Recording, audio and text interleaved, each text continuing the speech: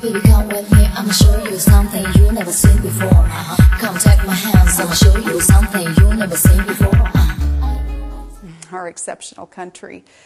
I listened at first puzzled, then with concern, and now with sadness, to the irresponsible statements from people attempting to apportion blame for this terrible event. We got a momentum here behind this talking point. And all the conservatives are pushing. So, perfect example, Rush Limbaugh, let's listen in. Mr. Loughner knows is that he has the full support of a major political party in this country. He's sitting there in jail. He knows what's going on. He knows that a Democrat party, the Democrat Party, is attempting to find anybody but him to blame. He knows if he plays his cards right, he's just a victim. He's the latest in a never-ending parade of victims brought about by the unfairness of America, the bigotry, racism, sexism, homophobia of America. I listened at first puzzled, then with concern, and now with sadness, to the irresponsible statements from people attempting to apportion blame for this terrible event. He understands that, he probably never paid the attention to Sarah Palin. All of his friends say he didn't like things political. So, let me get this right. The Democrats are on his side. Let's review the most simple facts here. Loughner shot a Democrat in the back of the head. He shot many Democrats that day. He also shot the Congresswoman's aide. He shot a judge, etc. But somehow the Democrats are on his side?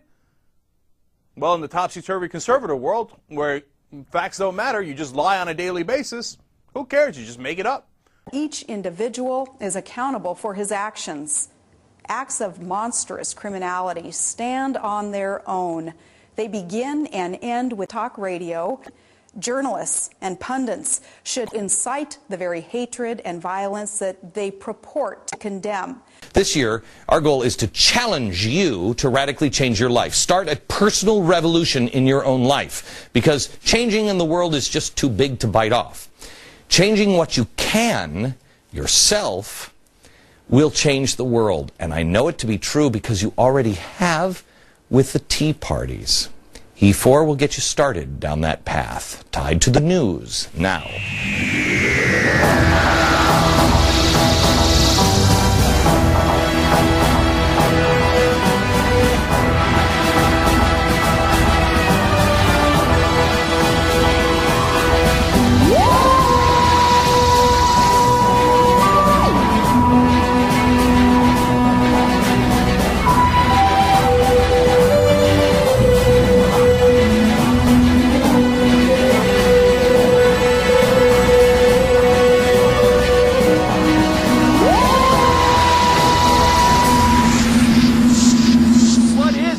That has taken us onto this path? What are we suffering from? What is it that has caused the problem? And if you say Obama, it's too simple of an answer because it's not Barack Obama. May I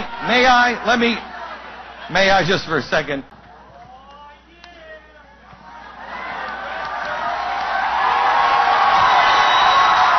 This is the disease.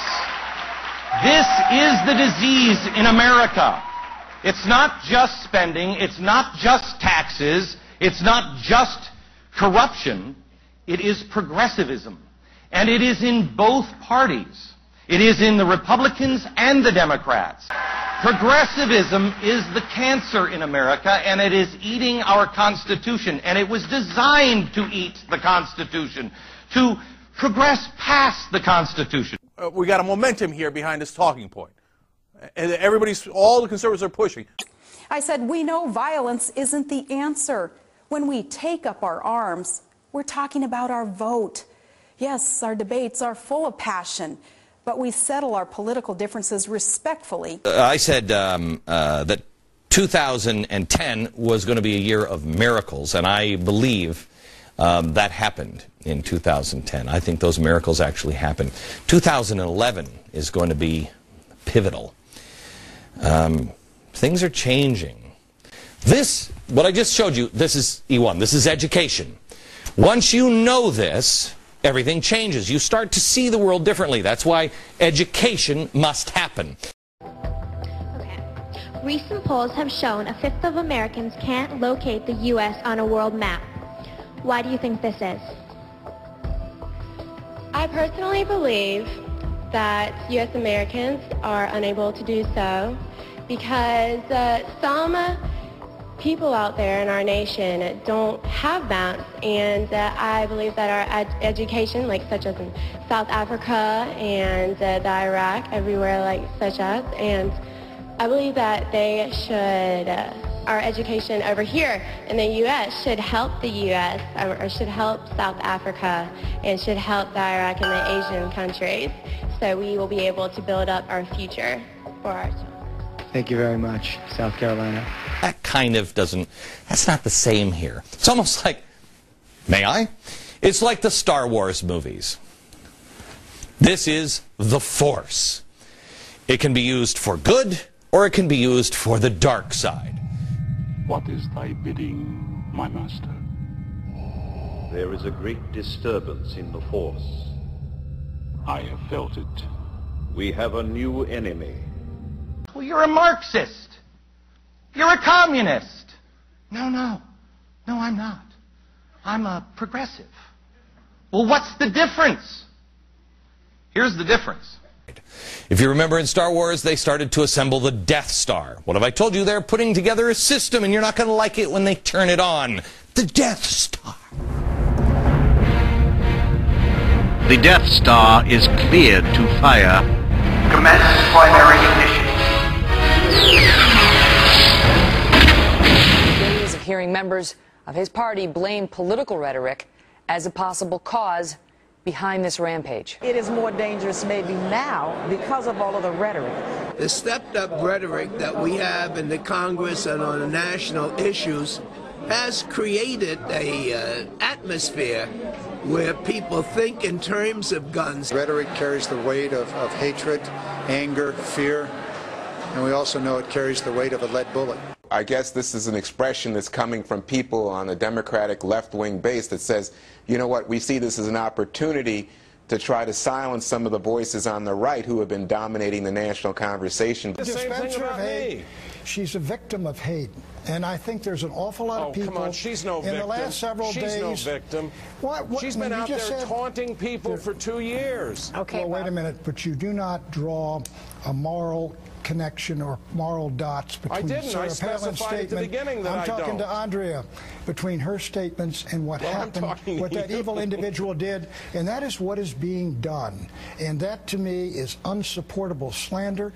It is outrageous. She has a right and an obligation to respond after taking this for 4 days. And I do think people have been responding to the people who have been doing this, and we know who they are. That's who we are as Americans and how we were meant to be.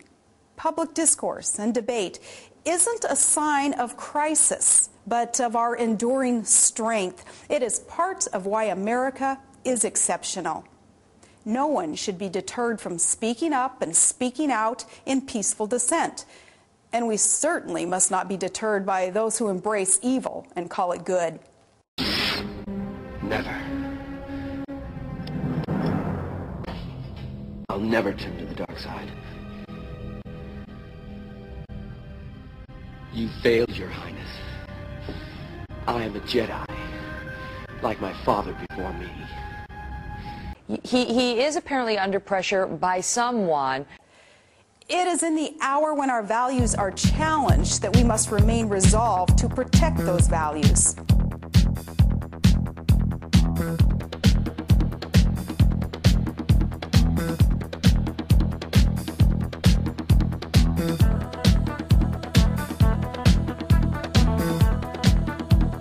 Yes, may God bless America. Am I the one that took the crazy pill here?